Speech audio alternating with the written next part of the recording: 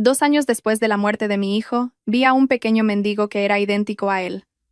Cuando me acerqué, el niño dijo: «Papá, ¿ya somos ricos porque me morí?» Solo pude llorar. Era mi hijo, al que creía muerto. Antes de continuar con la historia, ayuden a que este canal siga creciendo dejando un me gusta, suscribiéndose y comentando desde dónde están escuchando esta historia. Si ya lo han hecho, ahora comenzaré la historia. Han pasado 2 años desde que Marcos se fue, pero el tiempo parecía haberse congelado en el mismo lugar. Cada mañana, me despertaba con la sensación de caer desde una gran altura, arrojada de nuevo a una realidad que nunca se domesticaba. Todavía hay 2 habitaciones en esta casa, pero solo un habitante. La otra habitación permanecía herméticamente cerrada. No me atrevía a tocarla salvo cada 2 semanas para quitar el polvo de la estantería de juguetes, solo para asegurarme de que el mundo aún no lo había olvidado por completo. Mi esposo, Ricardo, había vuelto a ser el hombre que era antes de tener a nuestro hijo, pulcro, ocupado, frío y, de alguna manera, más próspero. Salía de casa antes del amanecer y regresaba justo cuando yo estaba agotada de mi lucha contra la soledad. Cada vez que le preguntaba por qué llegaba tarde, su respuesta era siempre ligera y sin peso. Viajes de negocios. Andrea. El trabajo nunca para. No había intercambio emocional, ni la sombra de Marcos reflejada en sus ojos. Era como si el evento de hace 2 años no hubiera sido la pérdida de un hijo, sino un pequeño accidente que podía dejar atrás.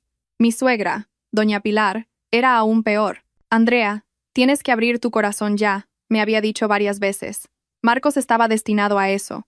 No sigas aferrándote. A tu esposo le cuesta verte así. Nunca respondí. Era agotador defender mi pena contra la gente que quería enterrarla rápidamente junto con mi hijo. Esa noche, una llovizna comenzó desde la cena. La oficina estaba húmeda y olía a papel. Salí más tarde de lo habitual por una reunión que no terminaba, y el camino a casa se sintió largo sin la voz de mi pequeño que solía poner música en la radio. Las calles mojadas reflejaban las luces de las tiendas, como pequeños trozos de vidrio brillando en la oscuridad. Cuando reduje la velocidad del coche en un semáforo cerca del puente, presencié una escena que me detuvo el corazón. Un niño pequeño estaba parado al borde de la acera. Estaba delgado, su ropa era raída, apretando el borde de su camiseta con ambas manos. El mismo hábito que tenía Marcos cuando estaba nervioso. Tenía el cabello revuelto y la cara sucia, pero la forma de sus ojos, la manera en que fruncía ligeramente el ceño por las gotas de lluvia, la suave línea de su barbilla, eran idénticas, demasiado idénticas. Bajé lentamente la ventanilla y me acerqué un poco más. Increíblemente, el niño inclinó la cabeza, pero un momento después, giró el rostro hacia mí. La mirada me atravesó el centro del cuerpo. Era como si el pasado que había vuelto a la vida estuviera mirándome en un cuerpo equivocado. Esa carita no era solo un parecido. Había algo en ella que me reconocía, que me entendía. Como si los 2 años perdidos nunca hubieran existido. El semáforo estaba a punto de cambiar a verde. La bocina de un coche detrás de mí sonó fuerte, sobresaltándome. El niño parpadeó una vez, lentamente, como una señal que no pude entender.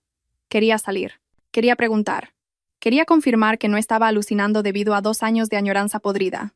Pero la bocina instó, el semáforo cambió, y mi cuerpo automáticamente presionó el acelerador. El coche avanzó lentamente, pasando al niño, pero mi cabeza permaneció en el mismo lugar. En la última mirada que crucé, el niño me miró con algo que ningún niño de la calle debería tener.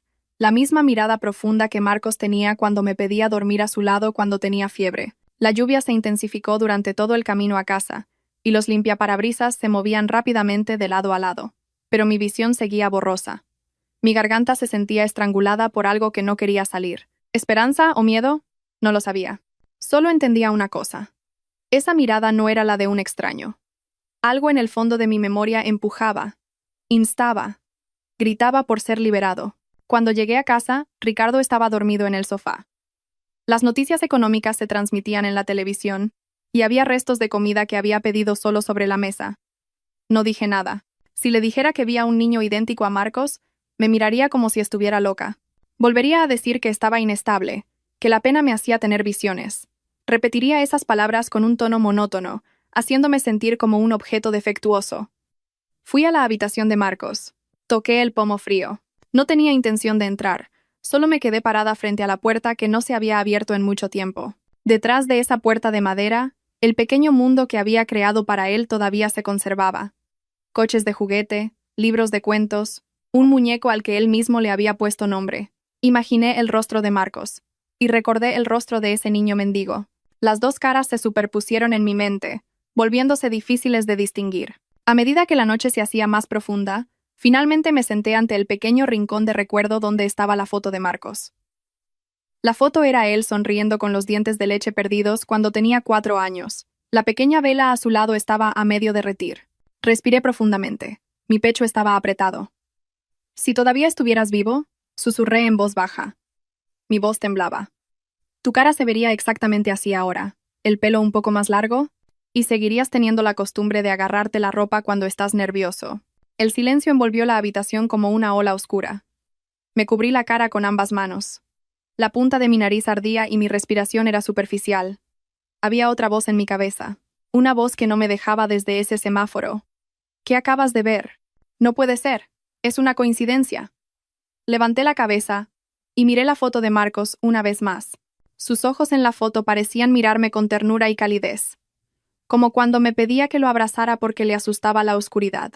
Si de verdad eres tú, susurré casi inaudiblemente, dame una señal, para que tu madre sepa cómo rescatarte. Por favor, dame una señal. Afuera, el viento soplaba y golpeaba la ventana. La luz de la habitación parpadeó una vez, como si fuera a apagarse, y cuando la vela del rincón de recuerdo de repente tembló su llama y se apagó sin razón, se me erizó la piel. Algo había cambiado esa noche. Algo sutil, tenue, pero inconfundible. Algo que hacía que mi corazón latiera como alguien que espera en el umbral de la oscuridad por alguien. No sabía si era esperanza o peligro. Solo sabía una cosa. Esto no había terminado. Nunca había terminado. Desde esa noche, mi mente nunca recuperó la paz. Cada momento se sentía como estar al borde de un precipicio. Con un pequeño movimiento en falso, caería. La sombra del rostro del niño mendigo me seguía a donde quiera que fuera. Se filtraba por las grietas, se pegaba a la ventana cuando miraba hacia afuera y se colaba en mis sueños, despertándome sin aliento. Ricardo no notó nada. Solo me preguntó por qué me veía más pálida de lo normal.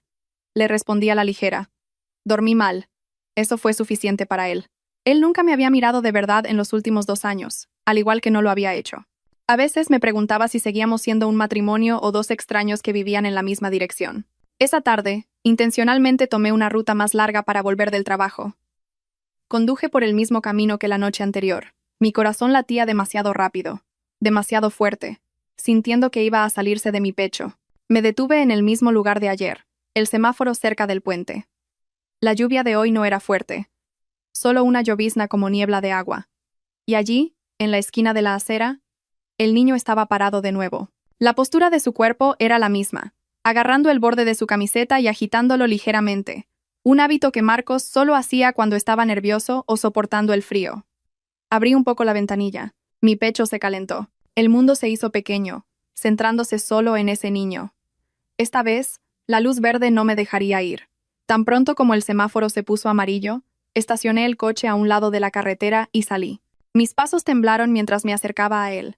El niño se puso rígido inmediatamente, como si estuviera entrenado para huir de un extraño que se acercaba. Pero cuando la distancia entre nosotros se redujo a 2 pasos, se quedó inmóvil de repente. Sus ojos se abrieron y se fijaron en mí. Como si yo fuera alguien que conocía, o alguien a quien había conocido antes. Mi voz estaba atrapada. Nico, ven aquí. La señora quiere preguntarte algo. No se acercó ni huyó. Lentamente me agaché, tratando de igualar su altura. Olía a agua de lluvia, tierra mojada, y el sudor de un niño que había pasado demasiado tiempo en la calle. Mis manos temblaron. Quería tocarlo, pero me contuve. Había algo en su rostro. La línea de sus cejas, la forma de su nariz, el ángulo de su boca me apretaron el corazón. La pequeña cicatriz sobre su ceja derecha, la misma pequeña cicatriz que Marcos se había hecho al golpearse contra la mesita de café en el salón, tenía un nudo en la garganta. Nico, ¿cómo te llamas? El niño abrió lentamente los labios. Su voz era muy pequeña, casi un susurro. Señora, ¿papá ya es rico? Gracias a que yo morí. El mundo se derrumbó a mi alrededor. El tráfico se desvaneció, el sonido de las motos cesó, el viento se detuvo. La frase se sintió como si me apuñalara directamente el pecho. Un líquido caliente humedeció mis ojos incontrolablemente. Me cubrí la boca para no sollozar, pero mi cuerpo tembló incontrolablemente. El niño parecía arrepentirse de haber dicho eso. Se cubrió la boca apresuradamente con el dorso de la mano. Un gesto demasiado adulto para un niño tan pequeño. Sus ojos miraron ansiosamente de izquierda a derecha, como buscando a alguien a quien temer. «Nico», mi voz se quebró. «¿Quién te dijo eso?». No respondió y dio medio paso hacia atrás. Desde la distancia, se escuchó la voz de un hombre adulto. Una voz áspera y feroz. «Nico, ven aquí. No te alejes». El niño se estremeció fuertemente. Sus hombros se tensaron y su respiración se aceleró. Me miró por un momento. Esa mirada llena de miedo era tan profunda que quise abrazarlo de inmediato y llevármelo lejos de quienquiera que lo hubiera roto. Pero antes de huir siguiendo la voz del hombre, dio medio paso hacia mí, lo suficientemente cerca como para susurrar cerca de mí. «Señora, no le diga a papá que me vio. ¿De acuerdo? Si no, me va a castigar». Me sobresalté como si me hubieran abofeteado con algo invisible. «Papá». Esa palabra golpeó mi corazón más fuerte que cualquier cosa en los últimos 2 años. No un vigilante, ni un señor, ni un hermano, sino papá. Mi cuerpo se tambaleó. «Nico, ¿quién es tu papá?». Forcé la pregunta con una voz casi extinta, pero el hombre de antes ya se había acercado y agarró el brazo del niño bruscamente. «Te dije que no te alejaras. Vamos a trabajar rápido». El niño inclinó la cabeza. Parecía acostumbrado a ser arrastrado así, pero antes de que su pequeño cuerpo fuera arrastrado por completo, me miró de nuevo. La misma mirada que Marcos tenía cuando temía quedarse solo en otra habitación. Quería perseguirlos, quería gritar, quería detener a ese hombre. Pero mis pies estaban clavados en el suelo. Me ahogué, mi cuerpo se congeló, y mi mente estaba en caos. Todo lo que pensé que había enterrado hace 2 años de repente reapareció, vomitando las heridas que había reprimido por la fuerza. Volví al coche con manos temblorosas. Me detuve a mitad de camino, apagué el motor y lloré en silencio. Volví a casa mucho después. La casa estaba oscura, solo una tenue luz encendida en el salón. Ricardo aún no había regresado. Fui al rincón de recuerdo de Marcos. Me senté en el suelo con el cuerpo aún tembloroso. Miré la foto durante mucho tiempo, como buscando una respuesta de esos pequeños ojos que una vez me miraron sin miedo. «Si de verdad eres tú», mi voz se quebró. «Mamá te encontrará. Mamá te traerá a casa». Silencio. Pero en ese silencio, sentí algo diferente a la noche anterior. No era pena ni desesperación. Por primera vez en 2 años, había algo pequeño, tenue, pero moviéndose en mi pecho. No era esperanza. Era algo más afilado. Duda. Y dentro de esa duda, había una pregunta que me hacía temblar entera. Si ese niño llamaba a alguien papá, ¿quién demonios era la persona de la que estaba hablando? Desde ese incidente, no pude dormir. Cada vez que cerraba los ojos, las palabras del niño golpeaban mi mente. «Papá, ya somos ricos porque me morí, señora». ¿Cómo podría un niño de la calle saber las palabras rico y muerte en una frase tan compleja? ¿Y cómo pudo hablármelo como si yo fuera parte de esa historia? A la mañana siguiente, me senté en la cocina durante mucho tiempo, mirando una taza de té que nunca toqué. Ricardo se estaba preparando para ir a trabajar, atándose la corbata en el salón. Observé en silencio su silencio, sus movimientos metódicos, cómo se ataba la corbata sin mirarse al espejo, como si se hubiera memorizado el contorno de su propio rostro. Después de la muerte de Marcos, apenas había observado a Ricardo. Yo estaba sumida en el dolor, y él estaba ocupado, viviendo la vida, arreglando los negocios, ocupándose de todo lo que yo había dejado porque estaba demasiado rota. Pero al mirar su espalda hoy, sentí una mano invisible apretando mi garganta. Recordé la última noche de Marcos en el hospital. El recuerdo llegó sin previo aviso, reproduciéndose como una película que no podía detener. Todo comenzó con una fiebre alta. Aún recuerdo a Marcos temblando en mi regazo esa noche. Su cuerpo estaba ardiendo como una pequeña bola de fuego. Estaba desesperada por llevarlo al hospital habitual. Pero Ricardo insistió en ir a otro hospital, que supuestamente tenía mejores instalaciones. «Tengo un médico conocido allí, Andrea. Así lo resolverán rápido», dijo. No pensé que fuera extraño. Cuando tu hijo está enfermo, tiendes a seguir a la persona que parece más segura. Y Ricardo parecía tan seguro esa noche. El hospital parecía limpio y ordenado, pero el ambiente era extrañamente frío. Las luces eran demasiado blancas, los pasillos demasiado silenciosos. El doctor Torres, quien estaba a cargo de Marcos, se acercó con un rostro inexpresivo, profesional, pero reservado. Esa era la única palabra que podía usar para describirlo. Reservado. Le daremos suero y un antipirético. Las complicaciones pueden progresar rápidamente si no se trata, dijo. Recuerdo que quise trasladar a Marcos a otro hospital cuando su fiebre no bajaba. Ricardo, vamos al hospital habitual, por favor. Pero Ricardo me agarró del hombro. Su voz era firme. No debemos trasladarlo. Dijo que el tratamiento ya comenzó. Trasladarlo solo lo pondría en peligro. Y el doctor Torres asintió, como apoyando totalmente a Ricardo. Hubo un pequeño temblor en mi estómago en ese momento, pero lo ignoré. Solo quería que mi hijo se curara. Esa última noche estaba demasiado agotada. Sentada en una silla, sosteniendo la pequeña mano de Marcos. Estaba semi-inconsciente. A veces abría los ojos, y luego los cerraba de nuevo. Una conversación que había ignorado antes ahora me apuñalaba como un cuchillo frío. Marcos susurró a la enfermera. Su voz era ronca, apenas audible. Si Marcos duerme mucho tiempo, ¿papá podrá pagar todas sus deudas? La enfermera me miró sorprendida, pero tan pronto como vio a Ricardo, se apresuró a bajar la cabeza, como si no debiera reaccionar. En ese momento, pensé que Marcos estaba delirando, pero ahora esa frase se combinaba con la del niño mendigo de ayer, convirtiéndose en algo terrible. Papá, ya somos ricos porque me morí. Papá, muerte. Papá. La lista de palabras se unió por sí misma sin que yo tuviera que ordenarlas. Recuerdo haberme quedado dormida por un momento en esa silla del hospital. Cuando abrí los ojos, todo había terminado. El doctor Torres estaba parado al pie de la cama mirándome con una expresión casi vacía. Ricardo se acercó y me abrazó con fuerza. Andrea, Marcos se fue, dijo. Recuerdo haber gritado y sacudido el pequeño cuerpo ya inmóvil de Marcos. Le rogué que me permitiera ver su rostro por más tiempo, pero el médico se negó. Lo siento, señora. Por protocolo debemos cerrar el ataúd rápidamente. Hay fluidos corporales saliendo. No es bueno dejarlo abierto por mucho tiempo. Fluidos rojos, dijo. Recuerdo que Ricardo apresuró el funeral. Él se encargó de todo. Yo no firmé nada. Estaba demasiado destrozada para darme cuenta. Y ahora era más claro. Ricardo y el médico siempre estuvieron en el mismo espacio. Una voz, un ritmo, una decisión. Excepto una cosa, mi decisión. Yo no decidí nada sobre la muerte de Marcos. Todo fue hecho por mí. El recuerdo me arrojó de vuelta a la cocina. Me di cuenta de que me faltaba el aliento, como si hubiera corrido una larga distancia. Ricardo, que se estaba poniendo los zapatos, me miró de reojo. Andrea, ¿qué pasa? ¿Por qué estás tan pálida? Negué con la cabeza.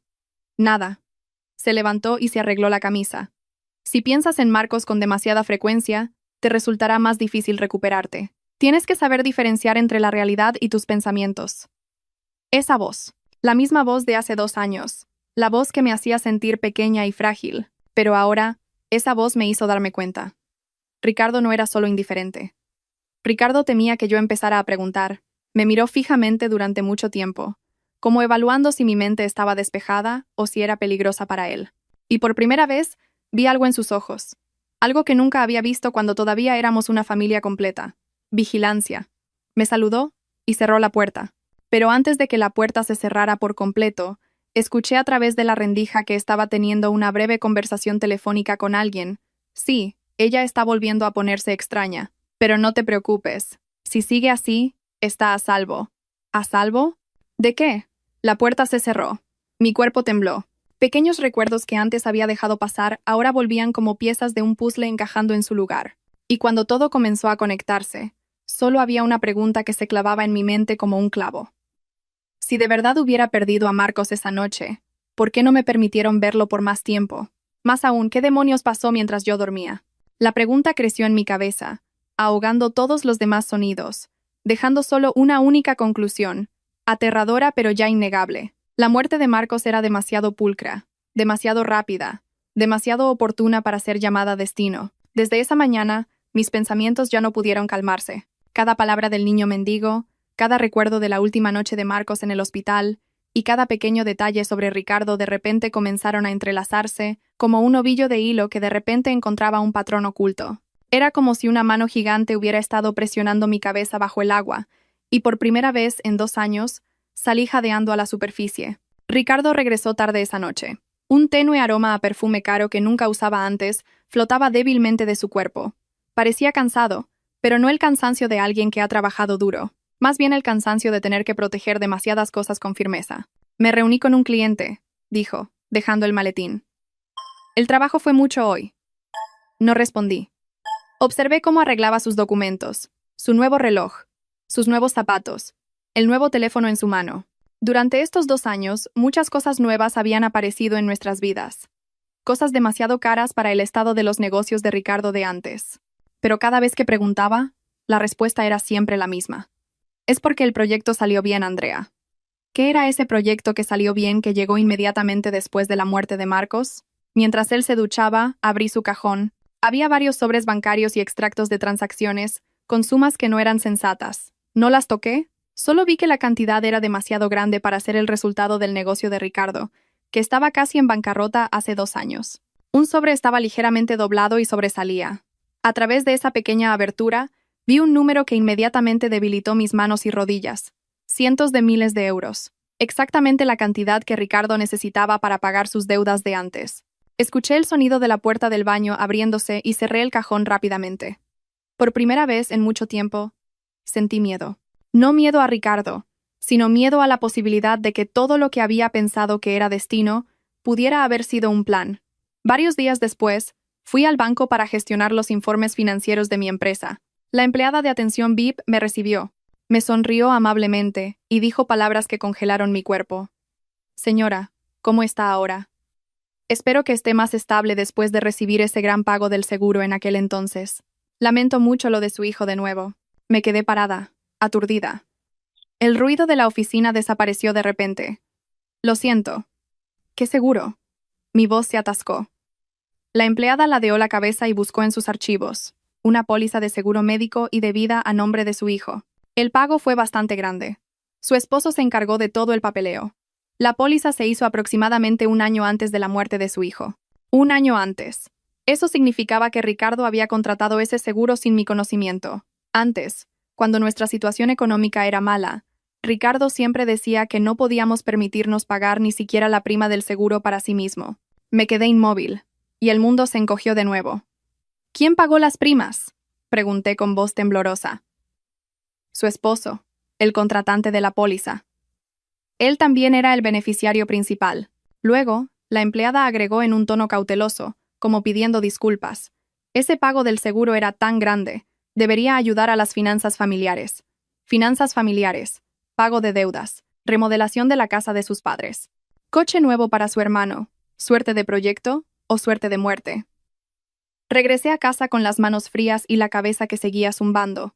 Cuando Ricardo regresó esa noche, reuní coraje para preguntar. En un tono suave, como si solo quisiera una confirmación trivial. Ricardo, ¿teníamos un seguro para Marcos? Se detuvo en el umbral de la cocina. Su mirada cambió por un momento, rápida, pero notablemente. ¿Dónde escuchaste eso? Tragué saliva. En el banco. Rió brevemente. Una risa que ocultaba algo. Ah, Andrea, eso es solo un seguro de salud básico. No te lo dije porque pensé que no tendrías fuerzas para ver papeleo en ese momento. Me encargué de todo. ¿Por qué no me lo dijiste? Mi voz era suave, pero por dentro temblaba. Andrea. Se acercó y me miró desde arriba. ¿Qué te pasa? Pensé que estabas mejorando, pero aquí vamos de nuevo. Tienes que saber que aún no te has recuperado. Me quedé en silencio. Ricardo me miró como a una paciente en un delirio. Si sigues hablando así, la gente podría malinterpretar. No me hagas parecer un hombre con una esposa inestable. Esa palabra, inestable, la misma palabra que le dijo al doctor Torres hace 2 años.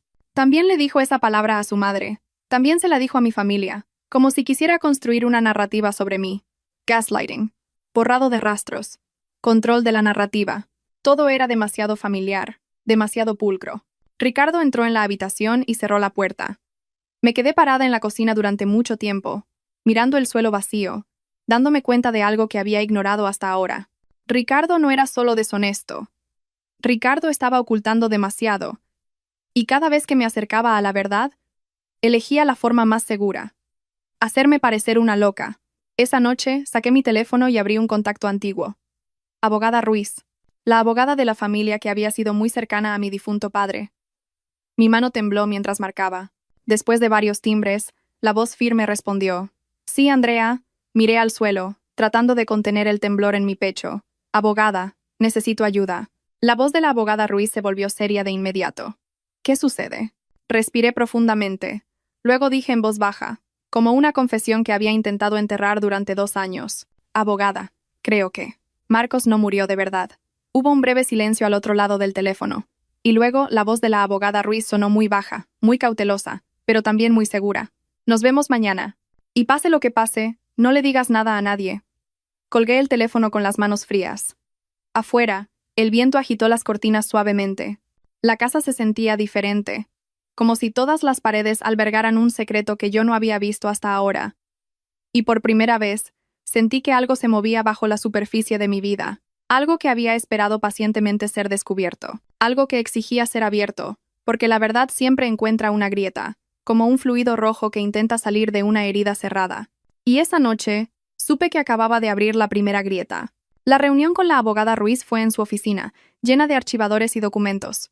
El olor a papel viejo y café recién hecho llenaba la habitación, evocando un tenue recuerdo de mi padre, el hombre que había confiado plenamente en la abogada Ruiz antes. Sentada frente a ella por primera vez en 2 años, sentí que no estaba sola.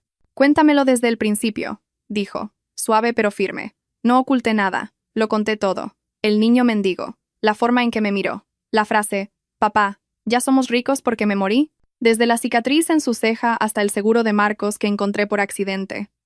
Mi voz se quebró varias veces, pero la abogada Ruiz no interrumpió.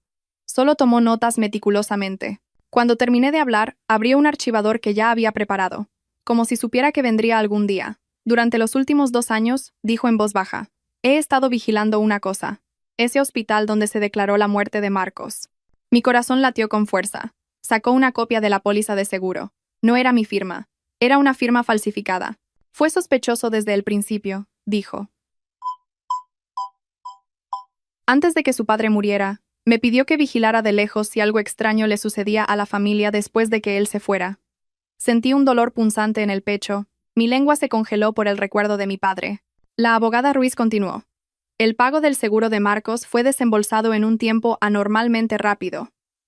Inusualmente, la mayor parte fue inmediatamente a las cuentas de su esposo y sus suegros. No pude respirar por un momento.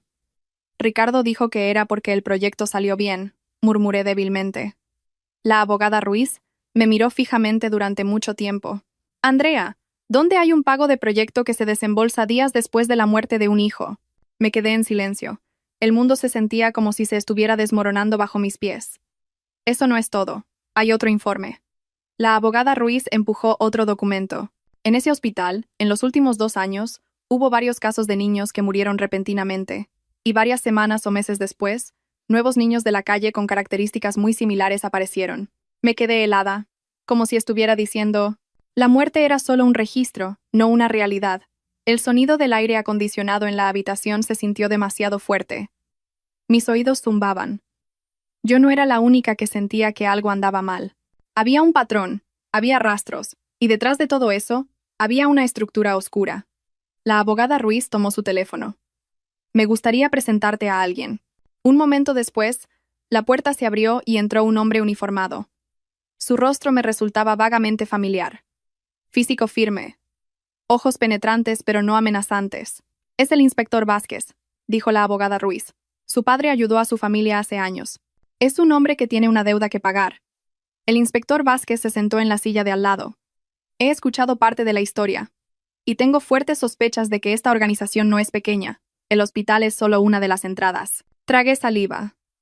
El inspector Vázquez me mostró varias fotos de redadas de niños de la calle que había hecho. Una foto borrosa aplastó mi corazón como una gran roca. Era el niño mendigo de ayer. Ropa harapienta, rostro sucio. Pero era él, este niño. Mi voz casi se extinguió. Lo llamamos Nico, dijo el inspector Vázquez. Tiene incoherencias sobre sus orígenes. Dijo que vivía en un lugar que olía a medicinas. Un lugar todo blanco. Podría ser un hospital. Temblé. Y una cosa más. El inspector Vázquez me miró seriamente.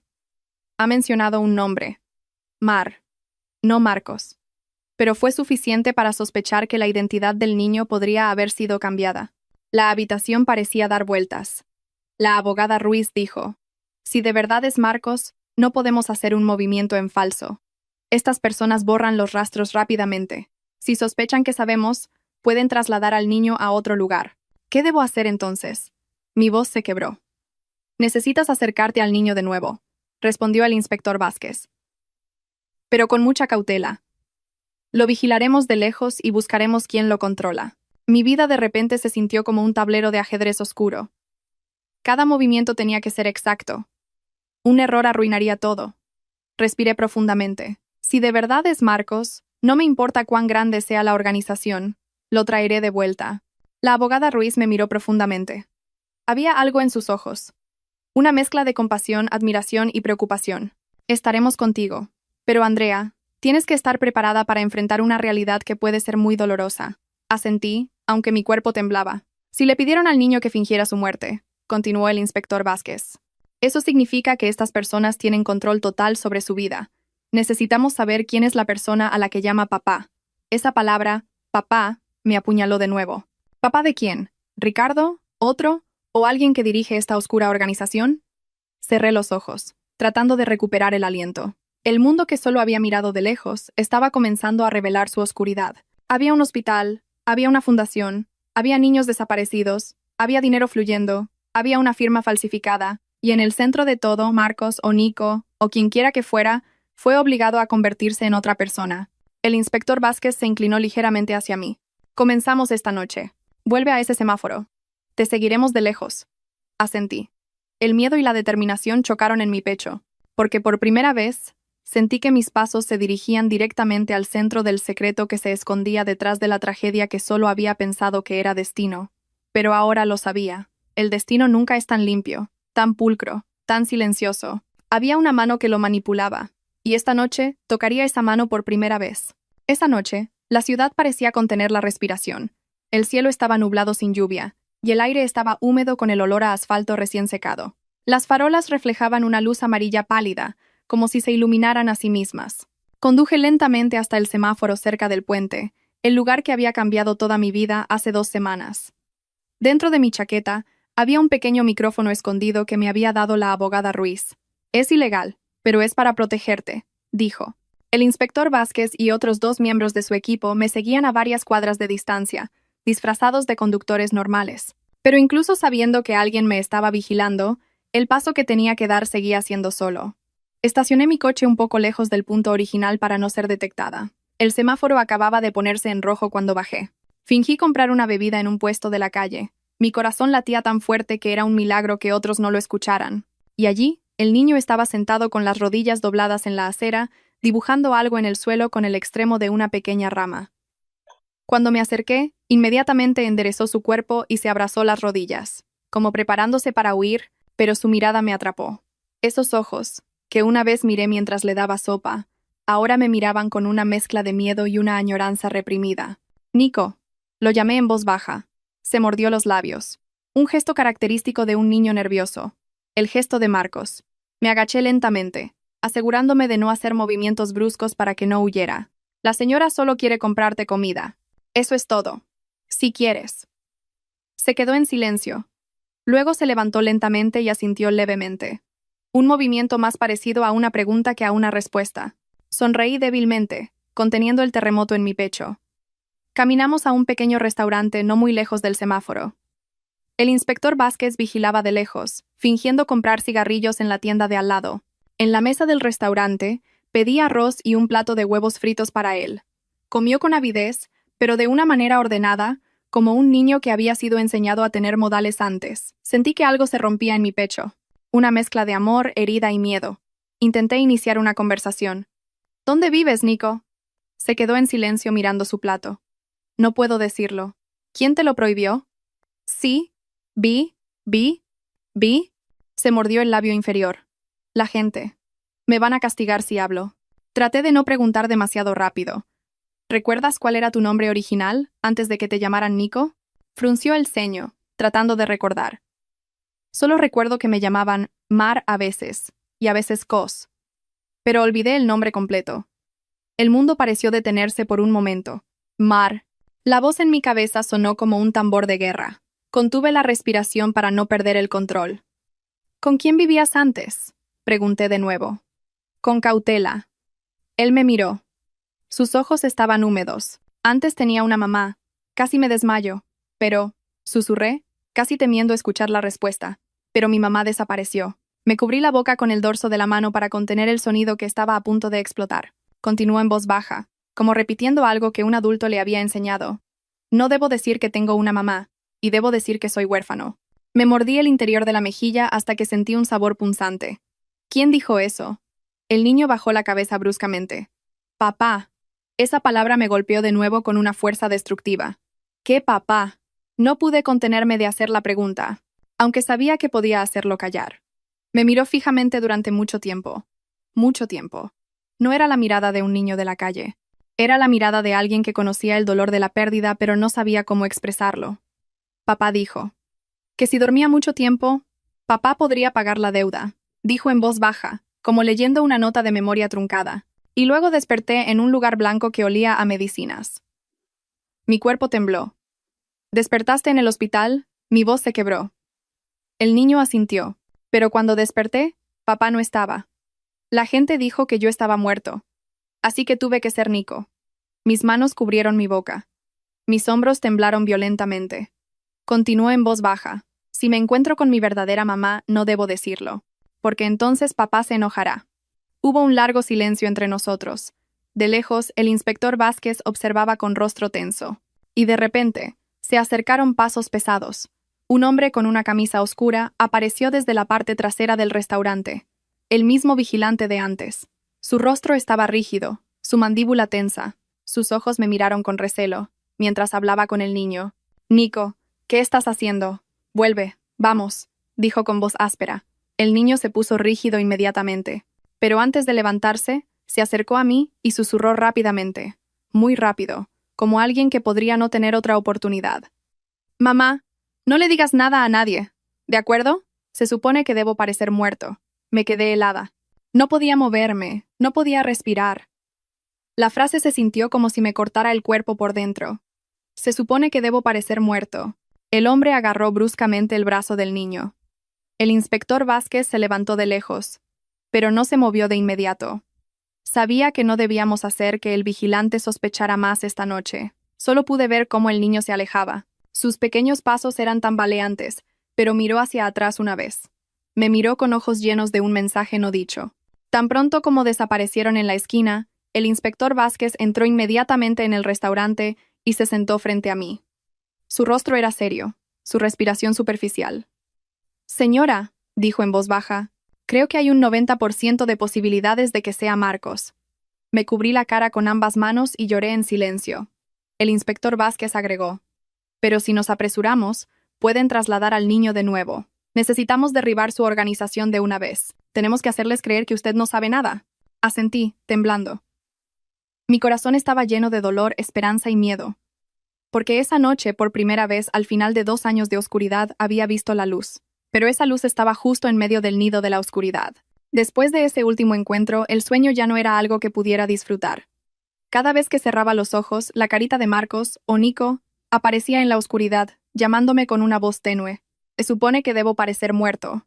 La frase no solo desgarró el corazón de una madre, sino que abrió el delgado velo que cubría mis 2 años de vida. Hoy, estoy sentada en el despacho del inspector Vázquez con la abogada Ruiz y el inspector. El olor a café fuerte y papel húmedo llenaba la habitación. El inspector Vázquez estaba de pie frente a un gran tablero lleno de fotos, documentos y líneas rojas que se conectaban entre sí.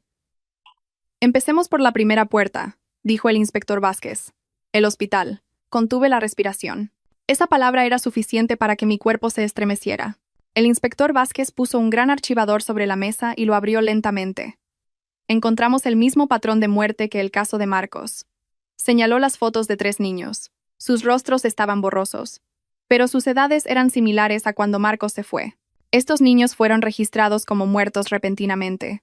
Todos fueron tratados por el doctor Torres, y todas las familias recibieron un pago de seguro que no conocían antes. Apreté la silla con tanta fuerza que mis dedos se pusieron blancos. La abogada Ruiz continuó.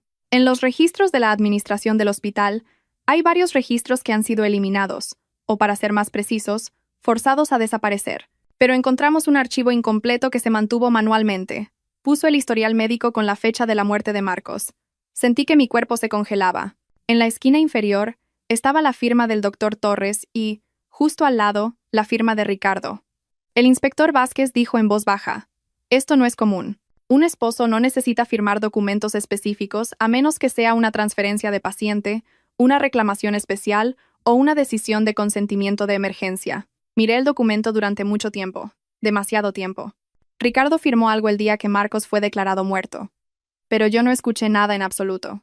El inspector Vázquez presionó un botón del mando a distancia. La pequeña pantalla de televisión en la habitación se encendió. Mostró una grabación de CCTV del hospital a la que solo se podía acceder internamente. Un vídeo que había obtenido después de mucho esfuerzo. El vídeo en blanco y negro mostraba el pasillo del hospital hace 2 años. La hora marcaba las 4:07 a.m. El inspector Vázquez detuvo la grabación en un fotograma. Me quedé mirando la pantalla, sin respirar.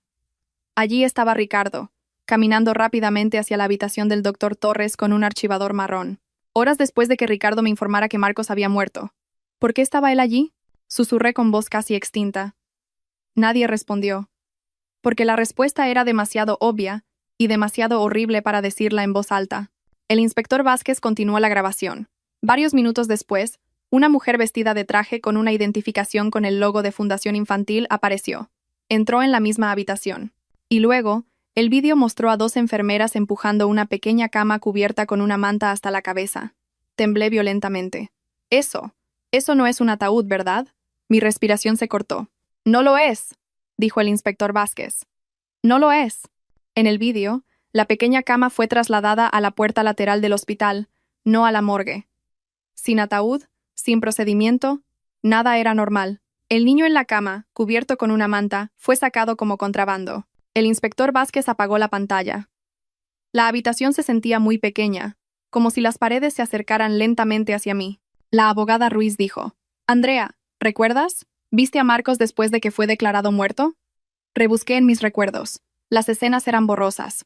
Recuerdo haberme desmayado. Recuerdo haber despertado cuando todo terminó. Recuerdo que el ataúd ya estaba cerrado. Recuerdo a Ricardo agarrándome el hombro y diciendo: «No mires. No podrás soportarlo». Mi cuerpo comenzó a temblar. Nunca lo había visto de verdad. No lo vi por mucho tiempo, susurré. Solo vislumbré justo antes de que se cerrara el ataúd, y esa extraña sensación me invadió de nuevo. La sensación de que algo andaba mal esa noche. El inspector Vázquez me entregó un último documento. Una foto de la solicitud de pago del seguro que se desembolsó días después de que Marcos se fue. La sección de firma del beneficiario. Se parecía mucho a mi firma, pero no era mía. Me cubrí la boca con las manos. Las lágrimas cayeron silenciosamente. La abogada Ruiz tomó mi mano. «Andrea, solo esta falsificación de firma es suficiente para abrir un caso importante, pero necesitamos un último paso. Prueba de audio». El inspector Vázquez agregó: «Necesitamos que Ricardo hable, y la única persona que puede hacerlo hablar eres tú». Levanté la cabeza con los ojos enrojecidos. «Él nunca confesará». «No necesitamos que confiese todo», dijo el inspector Vázquez. «Tu misión es hacerlo sentir arrogante, hacerlo sentir que no sospechas nada, para que se sienta a salvo». La abogada Ruiz agregó: «Lo vamos a atrapar con su propia estupidez». Me sequé las lágrimas. «¿Qué pasa si se da cuenta de que sospecho después?» «No debe darse cuenta». La voz de la abogada Ruiz era aguda. El inspector Vázquez se inclinó y me miró profundamente. «Andrea», dijo en voz baja, «estamos casi allí. Tenemos el hospital, la fundación, el flujo de fondos, la grabación de vídeo. Solo nos falta una cosa, el eslabón entre todo eso, y es tu esposo. Y para eso, tienes que volver a la oscuridad de la que has intentado irte». Asentí lentamente. Había un miedo que dominaba mi cuerpo, pero detrás de eso, había una pequeña llama que comenzaba a arder. La llama que se había apagado con la muerte de Marcos hace 2 años. Ahora, esa llama crecía dentro de mí, quemándome. Si se atrevieron a robar a mi hijo, los destruiré uno por uno. Afuera de la ventana de la oficina, el viento de la tarde soplaba. El mundo exterior parecía seguir su curso normal. Los coches pasaban, los peatones cruzaban la calle. Nadie sabía que esa noche, una madre acababa de descubrir la puerta a la verdad que había sido encubierta por la persona en la que más confiaba. Y a esa puerta estaba lista para entrar. Incluso si lo que me esperaba dentro era un monstruo que vivía en mi propia casa. Esa noche volví de la oficina de la abogada Ruiz y me senté en el coche durante mucho tiempo. La luz de la farola se reflejaba en el parabrisas, dibujando líneas delgadas en mi rostro. Mi mente estaba hirviendo con miedo, rabia y asco hacia mí misma por haber confiado tanto en Ricardo. El inspector Vázquez y la abogada Ruiz me dieron la tarea más difícil: fingir ser una esposa frágil que no entendía nada, que solo estaba empezando a aceptar la realidad. Y en esa guardia baja, induciríamos a Ricardo a soltar parte de su secreto. La estrategia era simple pero mortal. Hazlo sentir seguro. Hazlo hablar. Entré en casa con pasos lentos. Ricardo estaba sentado en el salón jugando con su teléfono y viendo las noticias. Me miró de reojo y sonrió levemente. ¿Dónde estabas? Es bastante tarde, dijo casualmente. Tragué saliva, enterrando profundamente todos los vídeos de CCTV, la firma falsificada y el rastro de dinero en mi corazón. Tenía que parecer vacía. Solo salí a caminar un poco. Para cambiar de aire, respondí en voz baja, sentándome a su lado. Me miró. ¿Cambiar de aire? Sí, dije, forzando una sonrisa. Estoy cansada de pensar solo en Marcos. Yo también quiero vivir una vida normal ahora. La mirada de Ricardo cambió. Había algo en ella. Un alivio muy rápido pero claro, como si una carga en sus hombros se hubiera liberado de repente. Eso es un buen pensamiento, dijo.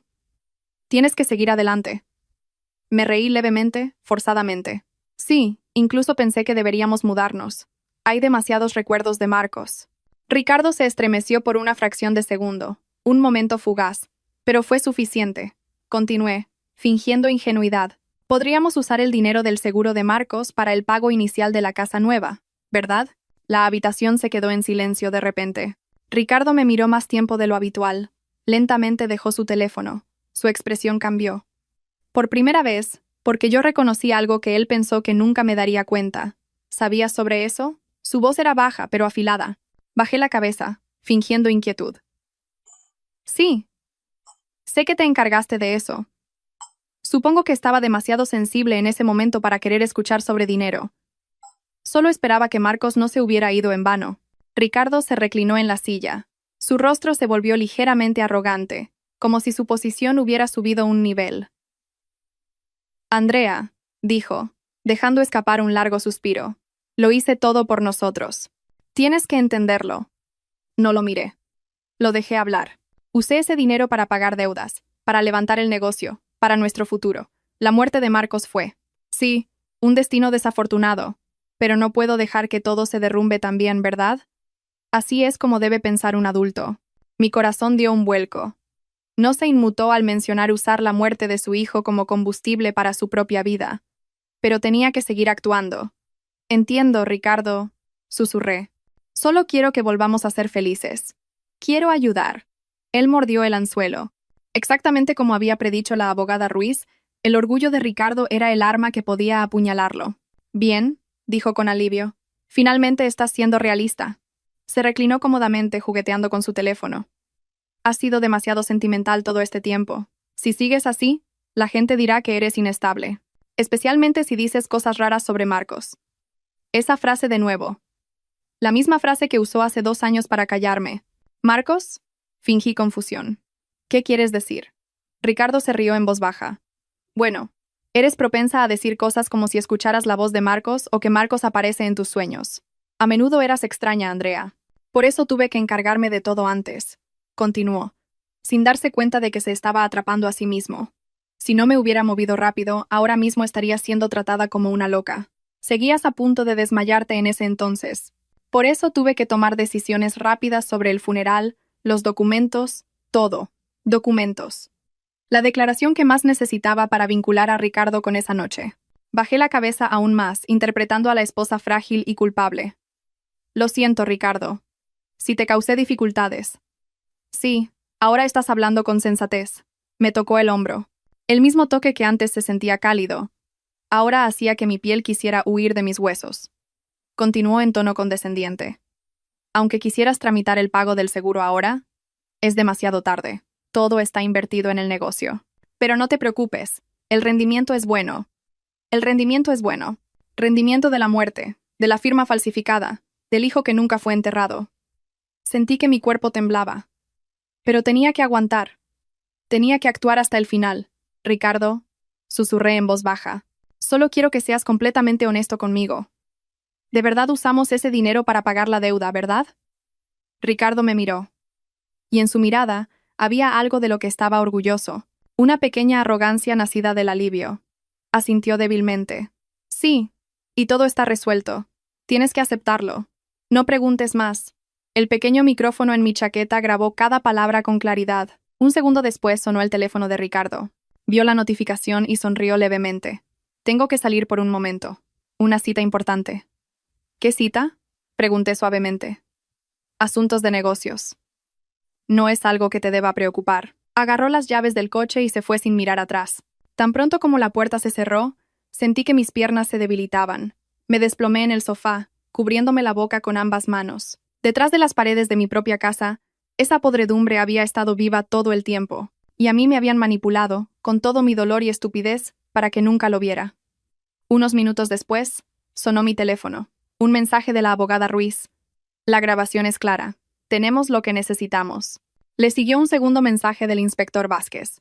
Hemos detectado que el vigilante de Nico entró en las oficinas de la fundación esta noche. Se reunirán. Es la oportunidad. Mis manos temblaron mientras leía el tercer mensaje. Andrea, mañana revelamos todo. Cerré los ojos. Me ahogué. Ricardo pensó que estaba a salvo. Ricardo pensó que me había convertido de nuevo en una esposa sumisa. Ricardo pensó que había dejado de preguntar. Pero acababa de abrir la puerta al mundo que él había cerrado con llave. Y yo iba a entrar hasta la habitación más profunda. Porque a partir de esa noche era mi turno de cazarlos. Desde la mañana, mi cuerpo se sintió como si contuviera una tormenta que aún no había estallado. Cada paso se sentía como el eco de 2 años de dolor, 2 años de preguntas sin respuesta, y 2 años de ser forzada a creer que mi hijo ya estaba muerto. Pero hoy, la última cortina se levantaría. El inspector Vázquez me recogió frente a la oficina de la abogada Ruiz. Me entregó un chaleco que llevaría en el campo. El chaleco me ponía nerviosa, pero también me daba miedo perder el control. Si ves a Marcos primero, dijo con cautela. No corras, no grites. Espera nuestra señal. Asentí, aunque sabía que, si Marcos estaba frente a mis ojos, podría no ser capaz de contenerme. El sol estaba comenzando a ponerse cuando llegamos al edificio de la fundación. Por fuera parecía una oficina de bienestar social normal. El letrero colgaba pulcramente, con un logo de manos que envolvían un pequeño corazón. Un eslogan sobre niños de la calle que necesitan ser rescatados. Irónicamente, este lugar estaba ocultando un crimen detrás del nombre que se suponía que debía proteger. El equipo del inspector Vázquez ya estaba en posición. Estaban esperando la señal de una transacción de fondos entre la fundación, los intermediarios de niños y el personal del hospital. Esa era la señal de que todas las figuras importantes estaban en un solo lugar. En el coche de vigilancia, miré la pequeña pantalla que mostraba el CCTV portátil que el inspector Vázquez había instalado alrededor del edificio. En una esquina, el hombre vigilante que había arrastrado a Nico antes, ahora estaba llevando a varios niños a la puerta lateral, y en medio de ese pequeño grupo, había un cuerpo pequeño con ropa oversize de colores desvaídos. Su cabello estaba más largo que la última vez que lo vi, pero reconocí la silueta por la forma en que caminaba, lenta, cautelosa, como si estuviera lista para retroceder en cualquier momento si había peligro. Marcos, mi hijo. Contuve la respiración hasta que me dolió el pecho. Presioné mis rodillas hasta que mis dedos se pusieron blancos. Señora, cálmese, me recordó el inspector Vázquez, pero su voz sonaba distante. Marcos fue empujado a una habitación interior. El hombre vigilante entregó un sobre grueso a una mujer vestida de traje con el logo de la fundación. Hablaron rápidamente. La voz del dispositivo de escucha llegó a nuestro coche. Los documentos de estos 3 niños están listos para ser enviados desde el hospital, dijo la mujer. ¿Y el padre de Marcos? Preguntó el hombre vigilante. Recibió su parte. Temblé. La fundación, el hospital, Ricardo, todos estaban entrelazados como un laberinto oscuro. El trato estaba a punto de cerrarse. El inspector Vázquez dio una pequeña señal con la cabeza. Ahora. En segundos, los coches de policía se acercaron desde 3 direcciones. El equipo entró por la puerta principal, la lateral y la trasera. Pasos pesados llenaron el pasillo. La mujer de traje se dio la vuelta asustada. Los otros empleados también. El hombre vigilante trató de huir por la puerta lateral, pero fue atrapado por 2 policías. Gritos, ruidos de colisión y objetos cayendo se mezclaron en uno. Salí del coche tan pronto como el inspector Vázquez lo permitió. Mis pies temblaron al entrar en ese pasillo, pero me obligué a seguir adelante. Entré en la habitación donde se reunían varios niños. Sus ojos estaban llenos de pánico, confusión y miedo, y en medio de ellos estaba la carita que me había llenado de una añoranza que no se apagaba cada noche durante 2 años. Nico, o Marcos, o ambos, o el niño que robaron de sí mismo. Estaba parado abrazándose los codos. Su cuerpo estaba rígido, la vigilancia se había ido, pero el miedo seguía profundamente arraigado. Lo llamé en voz baja. Marcos. Se dio la vuelta lentamente. Sus ojos se abrieron. Había algo en ellos que rompió inmediatamente todos los muros de mi corazón. Reconocimiento sin palabras. Mi cuerpo se acercó a él por sí solo. Cuando la distancia se redujo a un paso, Marcos dudó un momento, y luego, de repente, se abalanzó contra mi vientre, abrazándome con fuerza. Mamá. Su voz se quebró. Ya no puedo fingir que estoy muerto. Cubrí su rostro con mis manos, conteniendo el llanto que brotaba de todas las heridas que había reprimido durante 2 años. Lo abracé, como si al soltarlo un poco, fuera a desaparecer de nuevo. Su cuerpo estaba delgado, pero cálido. Vivo. El inspector Vázquez se inclinó ligeramente hacia mí. Señora, tenemos que trasladar al niño a un lugar seguro primero, para que la investigación pueda proceder. Asentí, sin dejar de abrazar a Marcos. Mamá está aquí. Mamá no se irá. Después de que los niños fueron evacuados, la policía incautó documentos, listas, registros financieros y contratos ilegales con el hospital. Y en la habitación trasera se encontró un archivador lleno de documentos falsificados de niños que supuestamente estaban muertos, pero nunca fueron enterrados. Uno de ellos era el documento de Marcos. Contuve la respiración al verlo. La sección de causa de muerte solo se rellenaba superficialmente, y la sección de consentimiento familiar estaba firmada 2 veces por Ricardo. La abogada Ruiz me agarró del brazo. Con esto, se acabó para ellos. La investigación se llevó a cabo en la comisaría de policía. Una de las empleadas de la fundación finalmente se derrumbó. Lloró. Su voz temblaba, pero sus frases eran claras. Solo soy la registradora. Solo hice lo que me ordenaron en el caso de Marcos. Fue clasificado como un caso especial. El padre mismo lo entregó. La madre no sabía nada. El médico se encargó de ello. Me cubrí los oídos, pero la voz seguía penetrando. Marcos se sentó en mi regazo, agarrándome la mano con fuerza, como si temiera que yo desapareciera de nuevo. Besé la parte superior de su cabeza, dejándolo sentir el calor que había perdido durante 2 años. El inspector Vázquez vino con noticias. Hemos asegurado todas las pruebas, señora. El hospital, la fundación, la organización que trasladó a los niños y el señor Ricardo. El juicio puede proceder pronto, asentí, acariciando el cabello de Marcos. Desde la sala de interrogatorios de al lado, se escuchó el sonido de alguien siendo forzado a sentarse. El sonido de una silla arrastrándose. La voz de un hombre que conocía, pero que se volvía más afilada cuando tenía miedo. Ricardo. Fue llevado para ser interrogado. La ola de emociones en mi pecho golpeó el muro de mi alma que se había agrietado. Ricardo me abrazó cuando Marcos se fue. Ricardo dijo que no quería verme destrozada. Ricardo manipuló todo para que pareciera inestable. Y esta noche, la verdad estaba justo detrás de una delgada pared. Miré la puerta de la sala de interrogatorios. Marcos agarró mi ropa. Mamá, ese señor no puede llevarme de nuevo, ¿verdad? Besé su frente. No, cariño. Nunca jamás. Marcos asintió lentamente, como si solo pudiera creerlo después de escucharlo directamente de mis labios. Y cuando giré mi mirada, vi a Ricardo a través del cristal de la sala de interrogatorios, forzado a sentarse, con el rostro rígido y las manos esposadas. Por primera vez, parecía un ser humano que había perdido el control de su propia mentira. Y mi corazón, que había estado lleno de dolor, añoranza y alienación durante 2 años, finalmente susurró: Ahora es tu turno, Ricardo. Todo lo que enterraste será desenterrado hasta el fondo. El día del juicio llegó como un amanecer que había esperado y temido durante mucho tiempo. El cielo matutino parecía pálido, como conteniendo la respiración junto con las docenas de personas que entraban al edificio del tribunal. Los periodistas se reunieron frente a la entrada principal. Las cámaras se encendieron, los micrófonos apuntaron como lanzas buscando la primera sangre. Pero hoy, yo no era la que tenía que esconderse. Hoy, la verdad se sentaría en el estrado de los testigos, y la mentira se sentaría en el banquillo de los acusados. Agarré la mano de Marcos mientras entrábamos en la sala de espera. Estaba más pulcro. Su cabello estaba corto, y sus mejillas habían comenzado a engordar después de unos días en un lugar seguro. Pero sus ojos aún tenían un largo trauma que no desaparecería fácilmente. Mamá, ¿papá también estará allí más tarde?, preguntó en voz baja. Me arrodillé para que nuestras caras estuvieran cara a cara. Sí, cariño, pero estás a salvo. Papá no puede llevarte de nuevo.